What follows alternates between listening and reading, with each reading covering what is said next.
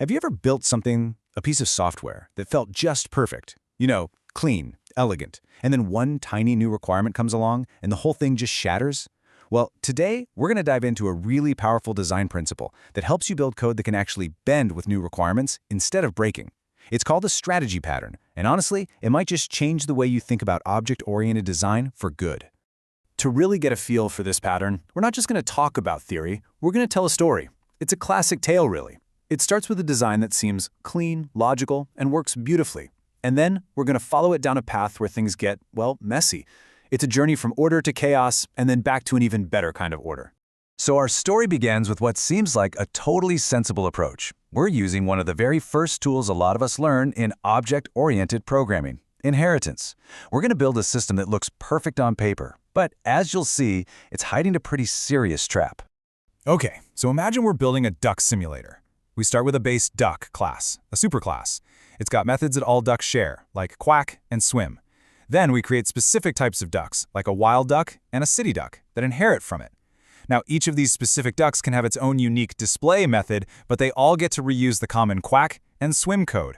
I mean, this is textbook inheritance for code reuse, right? It's clean, it makes sense, and hey, it works. At this point, we're probably feeling pretty good about ourselves. The code is nice and organized, there's no duplication, and adding new kinds of ducks seems like it'll be a piece of cake. The design feels really solid. But here's the thing. The real test of any design isn't just if it works today. It's how it holds up when things inevitably change tomorrow. And of course, just like clockwork, tomorrow shows up with a new feature request. This is that moment. This is where our supposedly solid design is about to show its first tiny crack. A crack that's going to spread through the whole system real fast. The new requirement? Super simple on the surface, ducks should be able to fly. So what's the obvious solution? We'll just add a fly method to our base duck class. And boom, just like magic, all of our ducks, the wild duck, the city duck, they can all now fly. Problem solved, right? Well, not quite, because the very next request is to add a rubber duck to our simulator. Now, a rubber duck is a type of duck, so it makes sense for it to inherit from the duck class. But as soon as we do that, bam, we have a problem. Our new rubber duck has just inherited the ability to fly, which last I checked is not something rubber ducks are known for. And this just perfectly illustrates the problem, doesn't it? For the wild duck, inheriting the fly method is exactly what we want, but for the rubber duck, it's a flat-out bug. That is a relationship we relied on is now forcing a behavior where it just doesn't belong. Our whole assumption has just crumbled. Now, the quick and dirty fix might be to just override the fly method in the rubber duck class and make it do nothing. And sure, that solves the immediate problem, but it's just a band-aid. We are now heading down a very slippery slope. Because what happens when we add a wooden decoy duck or a rocket-powered duck? We start overriding methods all over the place. And before you know it, the whole system is just a mess. You start getting all these different flying behaviors. You might have some ducks that don't fly, and you want to share that no-fly code, but you can't, not easily. You have other ducks that share a specific type of flying. How do you share that code between them? With inheritance, it's a nightmare. You end up with duplicated code, a tangled web of overrides, and a system that is fragile and incredibly hard to maintain. Okay, this is the point where we need to hit the brakes. Hard. The problem isn't just our implementation, it's our entire approach. Trying to fix a broken inheritance hierarchy with more inheritance is a losing game. It is time for a completely different strategy. There's a great quote from the software developer Sandy Metz that just nails this. She says, "The solution to problems with inheritance is not more inheritance." And that just forces us to stop and question our core assumption. Maybe forcing everything into this rigid is-a box was the wrong tool for the job from the start. And that brings us to this huge, fundamental shift in thinking. We need to adopt a new principle. Favor composition over inheritance. We need to stop thinking that a duck is a flyer, and instead start thinking that a duck has a flying behavior. That tiny change in language, from is-a to has-a, is the heart of composition, and it is the key that's going to unlock this whole mess.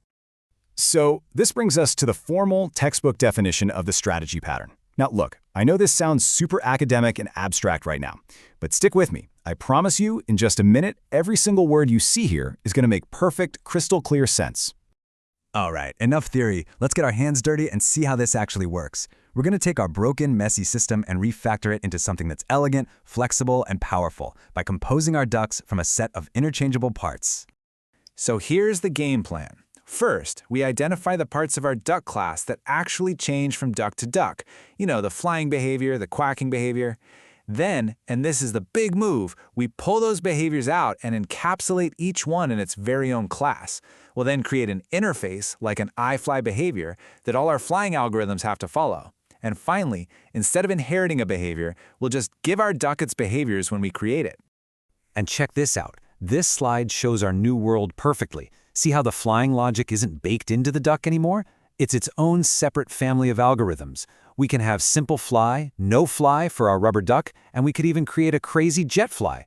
And the same exact thing goes for quacking. Each behavior has become a plug-and-play component that we can mix and match however we want. And this is what it actually looks like in the code. To make a rubber duck, we just say, hey, give me a new duck, and we literally hand it the behaviors we want. We plug in the no-fly behavior and the squeak behavior. We are composing our object from a set of strategies. It's so incredibly powerful. So what's the end result? The big takeaway here is we don't need all those endless messy subclasses anymore. We can have just one main duck class and this whole toolbox of reusable behaviors. We can create any combination we can dream of whenever we want, all without ever having to change our existing code. Our system is now way simpler and infinitely more flexible. Okay, so we've seen how this works for ducks, which is cool, but the real beauty of the strategy pattern is that this isn't just a duck pattern. It's a universal concept. So let's zoom out for a second and look at the general blueprint that you can apply to almost any problem. The strategy pattern really boils down to three main players. First, you've got the client. That's the object that needs the behavior. In our case, it was the duck. The client doesn't do the work itself, it just holds a reference to a strategy. That strategy is defined by an iStrategy interface. Think of it like a contract. And finally, you have the concrete strategy classes. These are the actual swappable algorithms, like simple fly and no fly, that do the real work. So remember that confusing definition from earlier? Let's look at it one more time. Suddenly it's crystal clear, right? It defines a family of algorithms. That's our simple fly or our no fly. It encapsulates each one in its own class. It makes them interchangeable because they all follow that iFly behavior contract. And it lets the algorithm vary independently from the client, meaning we can add 100 new flying behaviors without ever touching the duck class again. So at the end of the day, why should you care? What does this actually get you? Well, the strategy pattern completely decouples the what from the how. The duck knows what it needs to do, fly, but it doesn't care how it's done. That's up to the strategy. It turns rigid inheritance into flexible composition, lets you swap algorithms on the fly, and leads to code that is just so much cleaner and easier to maintain. And that's what I want to leave you with. Take a look at your own code, the stuff you work on every day. Think about things like sorting algorithms, or different validation rules, or maybe data export formats. Where are you forcing things into an inheritance tree when you could be using composition? What are the parts of your code that change a lot, and how could you pull them out into their own family of interchangeable strategies?